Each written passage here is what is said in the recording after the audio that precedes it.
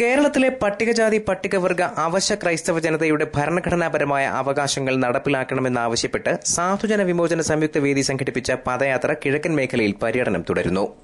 ലാഹ ഗോപാലനാണ് പദയാത്രയ്ക്ക് നേതൃത്വം നൽകുന്നത്. 15-ന് പത്തനംതിട്ടയിൽ നിന്നാണ് പദയാത്ര ആരംഭിച്ചത്. മണ്ണിന്റെ മക്കളുടെ ഭരണഘടനാ അവകാശങ്ങൾ നടപ്പിലാക്കുക, തുല്യനീതി ഉറപ്പാക്കുക തുടങ്ങിയ ആവശ്യങ്ങൾ ഉന്നയിച്ചാണ് പദയാത്രയെന്ന് ലാഹ ഗോപാലൻ പറഞ്ഞു. ഈ രാജ്യത്തെ ഭൂരഹിതർക്ക് 3 സെന്റ് ഭൂമിയെ കൊടുക്കൂ, അത് ആഗസ്റ്റ് 15-ന് മുമ്പ് കൊടുക്കുമെന്ന തീരുമാനം പ്രഖ്യാപിച്ചതിന്റെ പേരിൽ 3 സെന്റ് ഭൂമിയിൽ ഒരു കുടുംബത്തിന് ജീവിക്കാൻ കഴിയുമോ എന്ന ചോദ്യം ഉന്നയിച്ചുകൊണ്ടാണ് ഞങ്ങൾ 15-ാം തീയതി മുതൽ തിരുവനന്തപുരത്തേക്ക് ആയിരങ്ങൾ പങ്കെടുത്തുള്ള പദയാത്ര നടത്തിക്കൊണ്ടിരിക്കുന്നത്.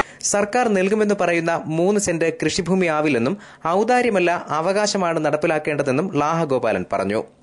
ത്രിതല പഞ്ചായത്ത് വഴിയുള്ള SC/ST ഫണ്ടുകൾ സർക്കാർ നേരിട്ട് പണമായി ബാങ്ക് വഴി നൽകുക, ഭവന നിർമ്മാണ തുക 5 ലക്ഷമാക്കി ഉയർത്തുക എന്നീ ആവശ്യങ്ങളും പദയാത്ര ഉന്നയിക്കുന്നു.